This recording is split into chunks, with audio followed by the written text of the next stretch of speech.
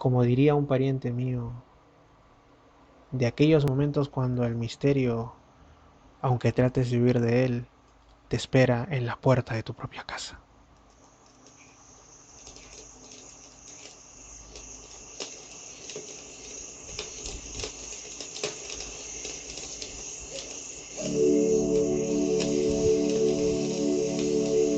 Porque sí, no necesariamente tenemos que hacer recopilaciones de casos tan manoseados, tan predecibles como hacen otros canales de Evox o como pueden hacer tantos programas que pululan por la web, en radios, en canales de televisión de grandes ciudades y también hasta de pequeños pueblos. Prefiero darle un toque personal, contar algunos casos no tan conocidos, algunas historias personales y también de mi entorno, y a lo ya conocido darle un enfoque personal, procurando siempre dar algún aporte, porque si no se da ningún aporte, pues en vano existe este canal, está ocupando espacio en la web que podría ocuparlo alguien que tuviera mejores cosas que decir. Pero ya sin más dilación, creo que es el momento de nuestro primer caso.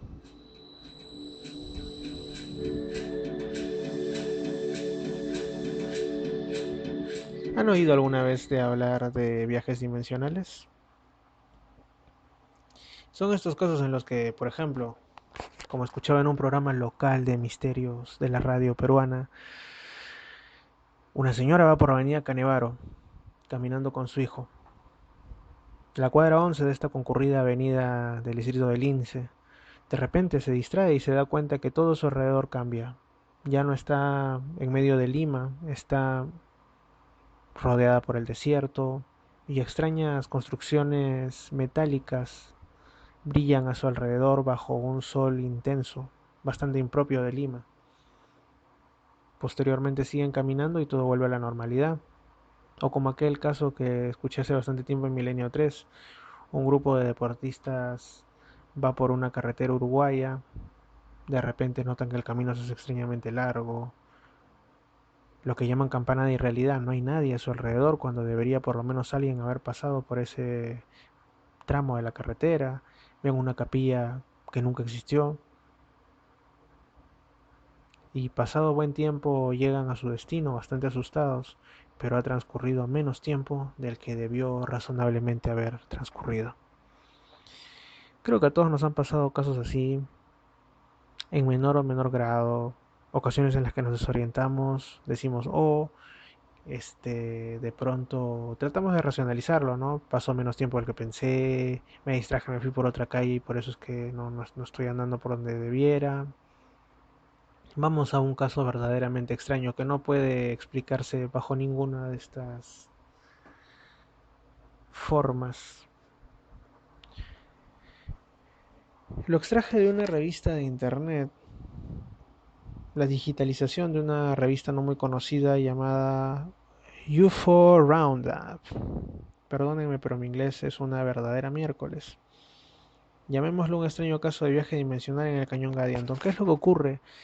Leyendas las hay en todo lugar, hasta en naciones tan industrializadas y aparentemente racionales como los Estados Unidos.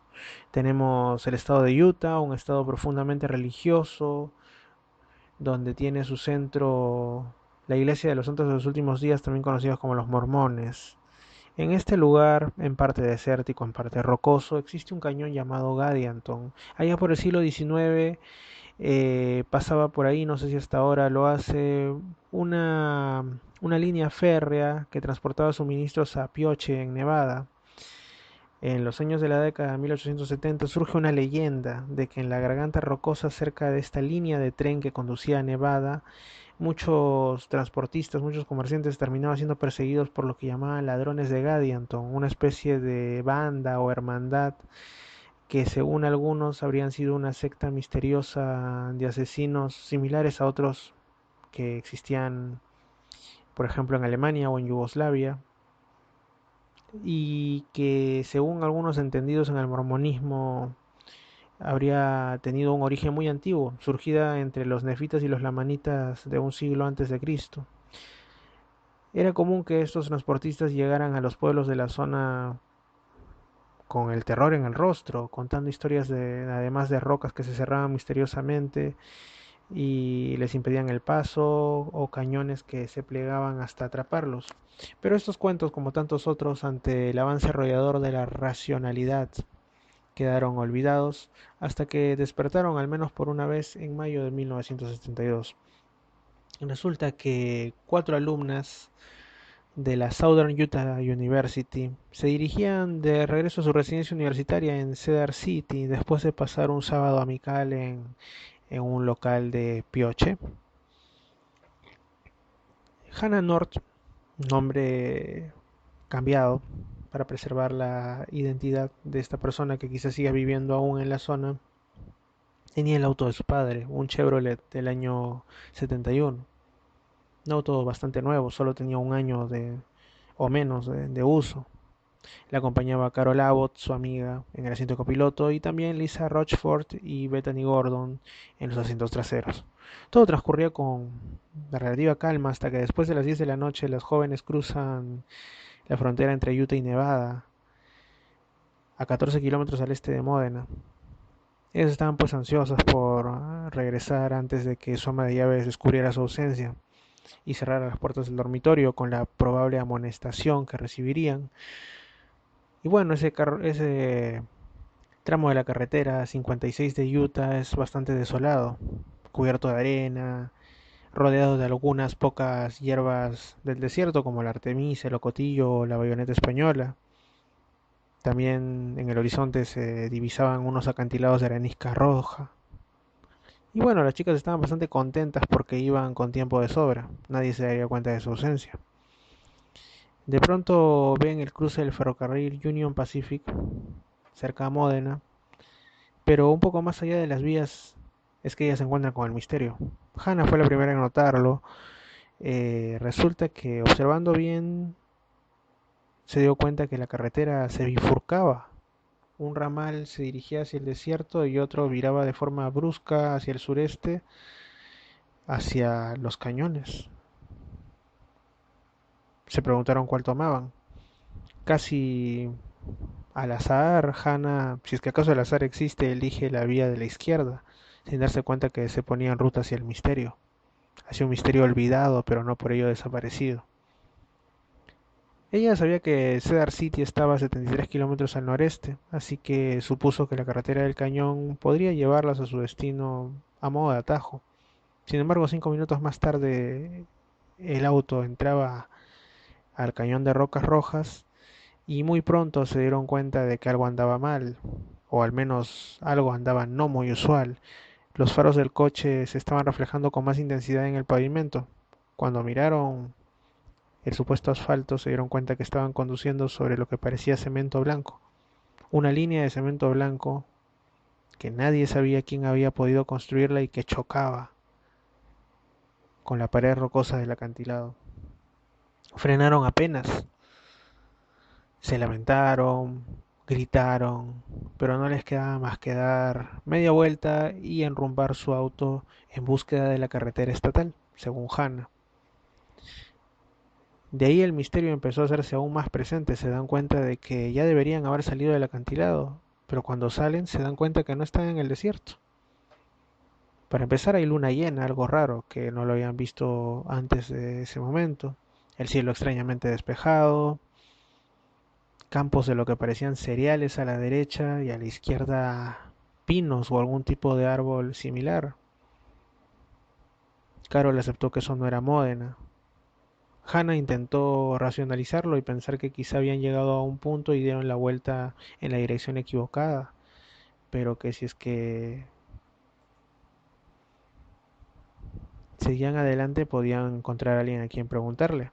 Y sí, vieron lo que pareció un bar de carretera, una especie de taberna con un estacionamiento adyacente.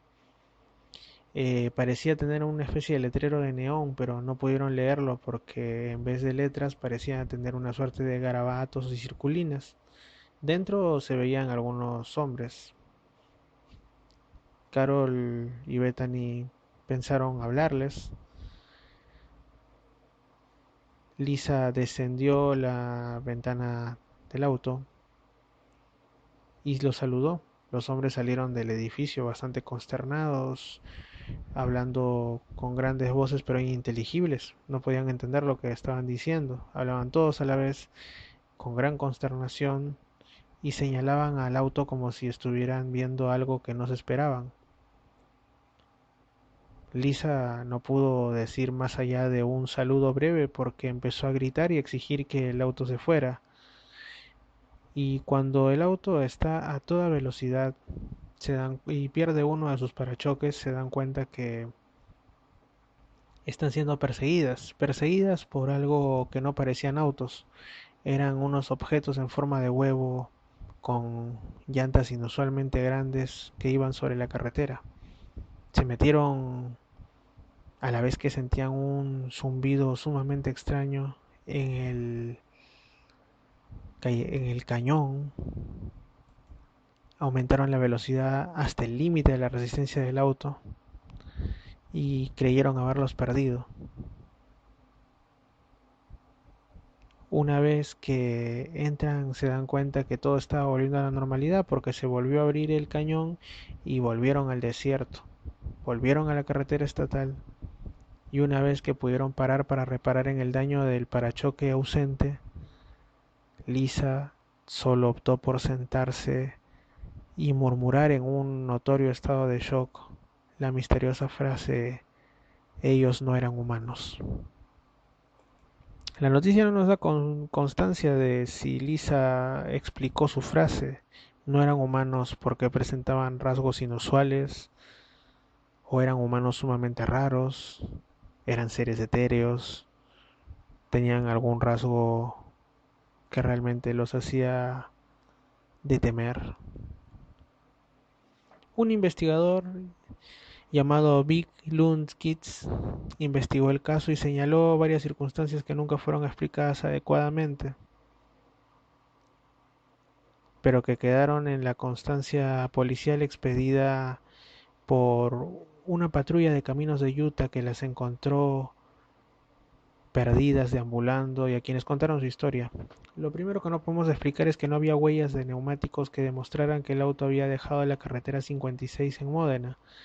Siguiendo las pistas del auto, en el lugar en el que aparentemente se encontró accidentado, entendían que esa ruta, las pistas de las huellas del auto se extendían como máximo hasta 200 metros en el desierto y desaparecían abruptamente, como si el auto hubiera sido levantado por los aires o transportado a otro lugar, no lo sabemos. Nadie pudo explicar cómo el auto había conseguido recorrer alrededor de 2 kilómetros al norte de la autopista 56 sin dejar un rastro físico de su paso a través del terreno polvoriento del desierto. Y a pesar de que los voluntarios buscaron con diligencia, no encontraron el parachoque faltante. Si el cañón Gadianton de Utah es, como dicen algunas personas, una especie de puerta dimensional, quizá ese parachoque no se encuentre en esta realidad. Quizá es ahora considerado una suerte de artefacto extraterrestre, quién sabe si en la exhibición de algún museo de ese universo paralelo, quizá uno de tantos, que cuando menos lo pensamos interactúa con este y se convierte en una manifestación más del misterio.